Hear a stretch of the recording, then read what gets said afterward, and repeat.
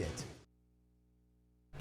Now at 10, why local officials say the KDHE vaccination numbers for Cherokee County are not accurate, and what we're learning about a Northeast Oklahoma couple arrested in a murder investigation. The 4 states' most watched news starts now. Cherokee County, Kansas Sheriff David Groves disagrees with the KDHE's stats when it comes to the county vaccination rate.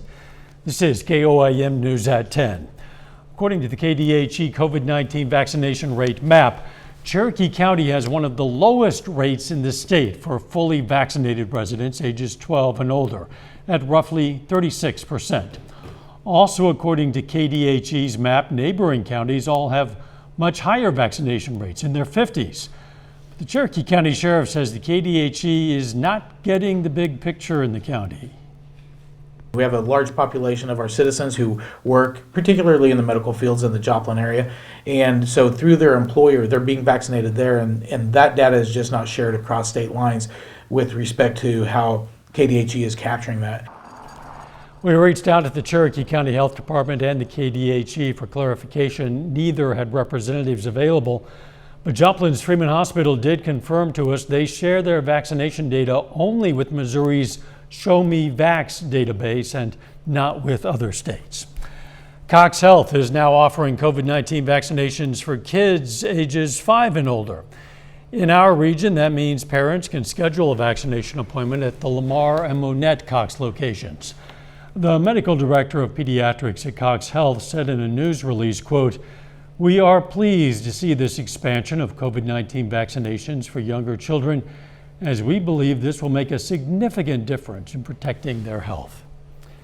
Kansas Governor Laura Kelly is proposing to eliminate the Kansas sales tax on groceries.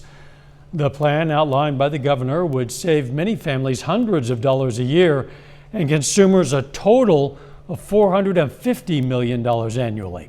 Kelly unveiled her proposal 3 days after Attorney General Derek Schmidt called on the GOP-controlled legislature to reduce or eliminate the tax next year.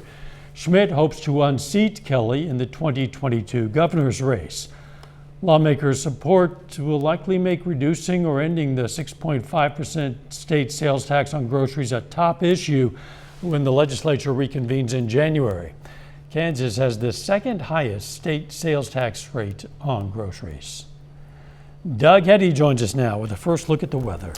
Well, it turned out to be a pretty good Monday for us today after a fantastic weekend. Temperatures were great, mainly 60s and then 70s for us today. A good chunk above our average high, 76, normal highs 62. We started at 52 during the morning hours. And it looks like in general our temperatures over the next couple days are going to be pretty good, but we do have clouds increasing. This is the beginnings of our next weak system, which is going to be on top of us tomorrow. A much stronger system moves in behind it by the time we head into Wednesday. We can see this weak little cold front right across eastern parts of Kansas, which is going to kind of play havoc with us over the next few days. Temperatures not bad, mid to upper 50s to near 60.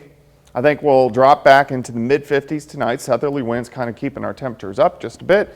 So 55 to start, 62 by 10, 65 by noon. We should go into the upper 60s during the afternoon. So really no big complaints tomorrow, but thunderstorms in the forecast for Wednesday. We'll look at that here in a bit. Catch you then. Authorities say a suspect killed by Joplin police exchanged gunfire with officers. Joplin Police Department revealed that information in a news release today. The department says officers responding to an assault call on October 30th shot the suspect, Shane Endicott, when he displayed a gun, resulting in the exchange of gunfire with the officers. The 3 officers involved were Officer Pete Box, Officer Daryl Klink, and Sergeant Jason Stump. JPD says all 3 officers remain on paid administrative leave. Court documents reveal more details about a northeastern Oklahoma murder investigation. 2 people are accused in the shooting death of Tony Moran in Ottawa County. They are 51-year-old Jimmy Kelly and 52-year-old Sharlena Kelly.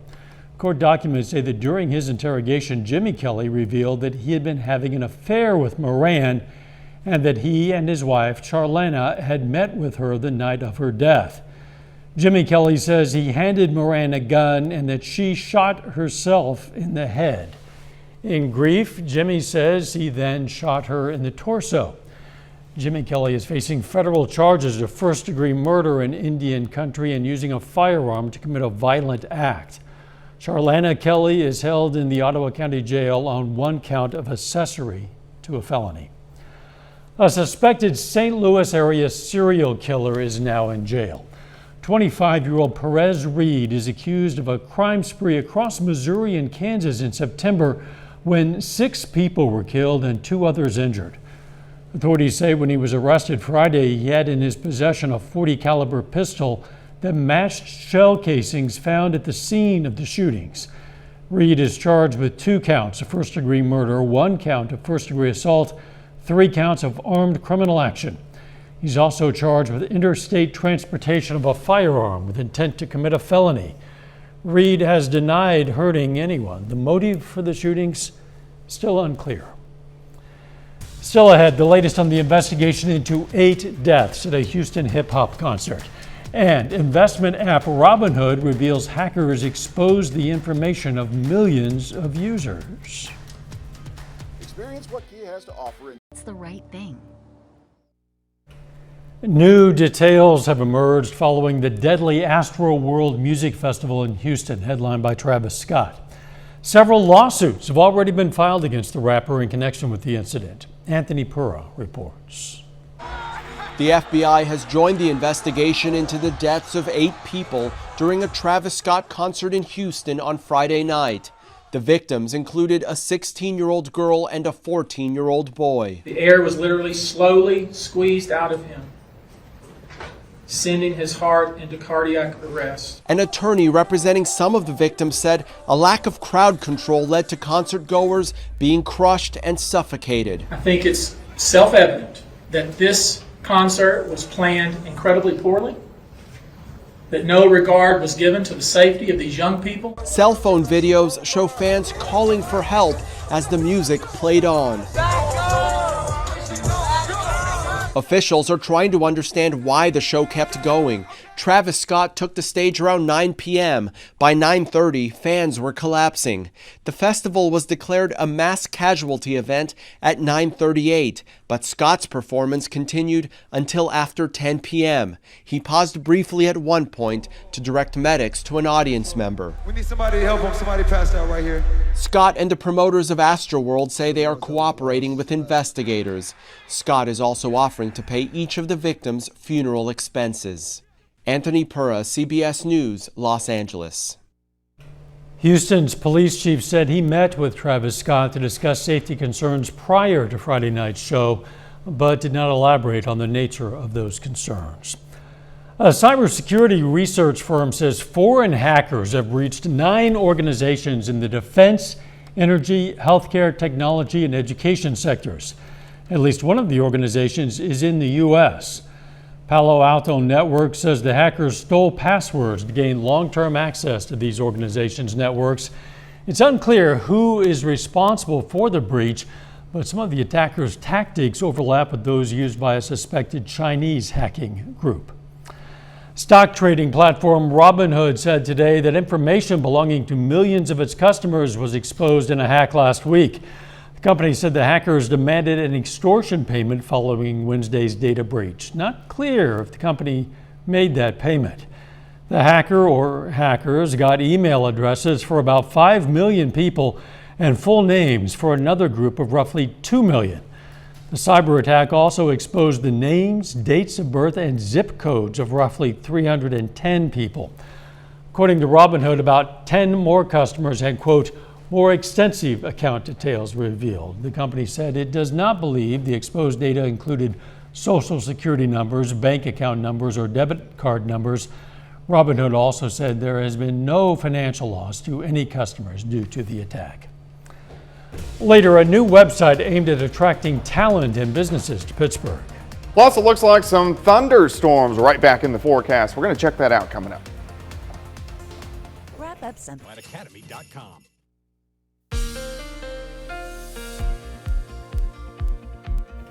Well, it turned out to be a pretty good Monday for us today after a fantastic weekend. We had 60s to near 70, well into the 70s for highs today and plenty of sunshine. So a nice little stretch of really good fall weather, especially for early November. And in general, we're going to have pretty good temps over the next couple days, but we do have a lot of changes which are going to be working in. Great shot. This is a live shot. This is Indigo Sky Casino and Resort, of course. Indigo is just outside of Seneca, Missouri. Looks good. Temperatures, not bad. We're into the mid to upper 50s to near 60 degrees. We're not going to drop off much tonight due to southerly winds and also some cloud cover, which is working in, but still south winds 5 to 10, upwards of 15 miles per hour. Looks okay. Partly cloudy up top. No rain. We're dry. 57 south winds at 10. Humidity relative at 72%. But you can see the clouds increasing, especially on the Kansas and the Oklahoma side. These are mid, upper level clouds, not the low clouds, but the mid and upper level clouds. But we're not going to see a ton of sun when you wake up in the morning, as we have mostly cloudy skies. And this is due to a weak little system. You can see any moisture across the northern parts of the plains, but it is trying to drag a cold front at least close to us as we go through about the next 24 hours. But our next bigger system is the one out across the Pacific Northwest, and that system will really start to affect us late Wednesday. All right, let's break this down. Let's go through time. Here's early tomorrow morning, 6:30, cloudy skies. A little breezy again tomorrow. We'll have a front that drops in during the afternoon. We'll have partly to mostly cloudy skies. So we are going to get some sun tomorrow, but along this front, we may get a random sprinkle, maybe a random quick little shower, most of us dry. 55 to start, 65 by noon. High temp still near 70, even though we'll have more clouds. This front kind of lifts back toward the north tomorrow night. We could get a few random showers in here late tomorrow night into Wednesday morning as that front lifts north. Most of Wednesday looks good, but look at the thunderstorms building out to our west. So if we stop at 5:30 p.m., so this is Wednesday evening, thunderstorms building in our western counties, and these drive in by Wednesday evening. So here's 9 p.m. Some of these storms could be strong, not expecting severe, but I wouldn't be surprised we'll get some heavy rains, a lot of thunder, a lot of lightning, maybe some pea-sized hail, and some wind gusts 40, maybe 45 miles per hour. But again, I don't expect them to be severe. Then they're gone. By Thursday morning, cooler air starts to filter in to end the work week and head into the weekend. Rainfall amounts, not extremely heavy, but still a pretty good dose. I think a lot of us are going to pick up a half an inch, upwards to an inch of rain with this next system. Now, once we get rid of it, rain gone, cooler air works in Thursday and Friday. You can see overnight lows into the 30s. And then Friday, only upper 40s to near 50, so quite a bit cooler by Thursday and Friday, and kind of stays cool into the weekend as well. 69 tomorrow, 68 on Wednesday, 58 Thursday, only 51 on Friday, so real crisp fall days, but back to 60 by Sunday, which isn't bad, and at least we're going to have a dry weekend, just kind of typical for the middle of November. I like that adjective, crisp fall days. That Kinda sounds crisp. That sounds inviting, like an apple. Thanks, Doug. A new website promotes stories about the people of Pittsburgh. The Imagine Pittsburgh Committee and Limelight Marketing today launched the website pitcan.com. Officials say the goal of the initiative is to highlight the positive things happening in the city, and they hope it'll encourage more people to move to Pittsburgh. To move into a community when they see that, want to come and be a part of it. And so that's what the website does for me. It shows and it oozes with what's going on here. And before, I think we were missing that opportunity because we were showing that to the world, and that's what this does. This shows that there's something happening here, and people want to be a part of that. Also, as part of the initiative, there are Facebook and Instagram accounts under the handle PitCan. Veterans Day is this coming Thursday. It's a chance for Americans, of course, to give thanks and honor the men and women who've served our country. Well, today, Cub Scout Pack 151 in Pittsburgh got a lesson on the significance of the holiday when they visited the Pitt State Veterans Memorial. I think, obviously the military isn't going to be for everyone, but at the bare minimum, I think by exposing children to the importance of what veterans do, it at the very minimum is going to show them how much these individuals deserve our respect. To learn about area Veterans Day events as well as deals area businesses are offering veterans and service members, just go to our website, koamnewsnow.com. What was once an old and out-of-service substation is now a new park for Baxter Springs families to enjoy the outdoors. Liberty Utilities donated this site to the city when it decided to build a new substation down the road. The new Liberty Park features green space, some areas for folks to relax, and a butterfly statue. The new park is at 230 West 12th Street in Baxter Springs. Coming up in sports, Missouri Southern head coach Jeff Boschee is looking for his players to step up this season. Also ahead, Seneca prepares for Mountain Grove in the district championships.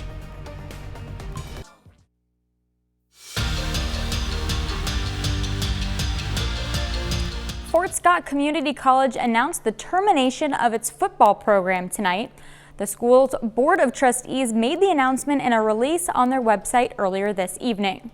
In the release, the school says, quote, "We simply do not have the resources to maintain a football team that would be competitive in the Jayhawk Conference," end quote. The school says it will honor scholarships for football student athletes who choose to stay and continue their education. You can read the full release on the sports page at KOAMnewsnow.com. The Missouri Southern Lions are gearing up for their season opener this Friday. We caught up with the team to learn about what to expect from this year's group. The Missouri Southern Lions return to the court for the 2021 season, hungry for success. We didn't really prove ourselves last year, so we have a chip on our shoulder this year for sure. Missouri Southern finished the season 13-10 last year. This year, they are without three-time All-American Cam Martin. Martin transferred to Kansas for his final season. Nobody's going to be Cam Martin, and we got to understand that we're a totally different team than last year, and everybody's got to do a little bit more than what they did last year. Guys that were in role positions last year, like RJ and Bundy, got to step it up a little bit more and just be more of a focal point on the offensive end and scoring the ball. The Lions return 8 players, including 4 starters. To be able to have guys that played meaningful minutes last year back in that core is big for us. Got a lot of experience and a good connection playing with each other now, so we're just looking forward to leading the younger guys. They also have 6 newcomers and 3 transfers from Division I programs. Alex is a true point guard and somebody that's going to find people out on the perimeter. He's got the ability to break down the defense. And Odell, big fella from North Dakota State, and Nongo, 2 bigs inside, just gives us some added size, presence inside that can do some things defensively and hopefully on the offensive end help out as well. The Lions were picked to finish 4th in the MIAA preseason poll. It's probably the most athletic team that I've had since I've been here. We have a lot of talent. We just have to, like I said, learn to play together and put all the pieces together. We don't have an easy schedule by any means, but I think when you come to play college basketball, I want to play as a competitor. I want to play the best. Missouri Southern is set to open their season against Upper Iowa in Kansas City on Friday afternoon. The Seneca Indians are headed to the district championships. The Indians battled back from a 12-0 halftime deficit to edge Aurora by 1 point on Friday. Now 7-4, Seneca will travel to face 8-2 Mountain Grove. Cody Hilburn leads his group back to the title game in his first year as head coach at his alma mater. The last time the Indians played for the district title was in 2019. It's been even longer since they've won it. Our kids are excited to be here. We haven't won a district championship in 8 years, and our goal was to get back to this game and hopes to win it. So our kids are excited, but that's been the case all year. Our kids show up on Mondays even after a loss, and they're back focused in, ready to work, and nothing's changed. Kansas City has strung together back-to-back wins for the first time this season. The Chiefs improved to 5-4 and are 3rd in the AFC West following Sunday's win against the Packers. It was a low-scoring game, but the Chiefs managed to come out on top. The Kansas City defense brought the pressure against fill-in quarterback Jordan Love. They kept the Packers off the board until the 4th quarter and to just 7 points total in the game. I thought our defense, we did a nice job against the run game. We did a nice job against the pass game, pressuring the quarterback. We didn't hold back. Guys played hard and aggressive. We're getting healthy, so that was the number one thing. And then, you start getting back into the flow with your whole group, with those ones and stuff. And I feel like that's what's been happening. The camaraderie in practice has been, high. So, guys are starting to respond better to guys. The task at hand, guys are responding better to it. And, we're just going out there having fun again. That's a look at sports. We're back with more news after this. Looking for a career? Oklahoma. Take time now to honor a local veteran. Airman First Class Eugene Webb served in the U.S. Air Force. His hometown, Nevada, Missouri. And we are proud to salute Airman First Class Eugene Webb. He's tonight's four-state hero. Heinz is unveiling a Martian-grown ketchup, sorta. The company says it's made its first Mars edition ketchup made with tomatoes produced on Earth, but in Mars-like conditions. A team of 14 astrobiologists worked on it for 9 months at the Aldrin Space Institute at the Florida Institute of Technology. They grew the tomatoes in a controlled environment with soil, temperature, and water conditions similar to Mars. The experiment, which has been 2 years in the making, shows the possibility of long-term food production on Mars. The research team and former NASA astronaut Mike Massimino will be the first to taste the final product on November 10th. You can watch the moment on Heinz social media channels. The Martian ketchup will not be available for purchase. I don't know how closely you could simulate a Mars environment because, for starters, the gravity is considerably less on Mars. And nobody's been there. That too. Mm-hmm. And the ketchup would come out of the bottle very slowly. It's true. I'm not a big tomato fan. I do like ketchup, but I don't know. If I don't like Earth tomatoes, I probably wouldn't like Martian tomatoes. If you're on Mars and you're hungry. That's true. And that's your option. You're eating Mars tomatoes. Good point. The weather. Here on Earth, we look pretty good. 69 for us tomorrow. Maybe a random sprinkle. 68 on Wednesday. Good chances for thunderstorms late in the afternoon. Final sports note. Fort Scott's football season ended on Sunday. Today they announced the termination of their program. Very good. Thanks for joining us. Don't forget the morning news tomorrow, 5 a.m. Let's make it a great tomorrow.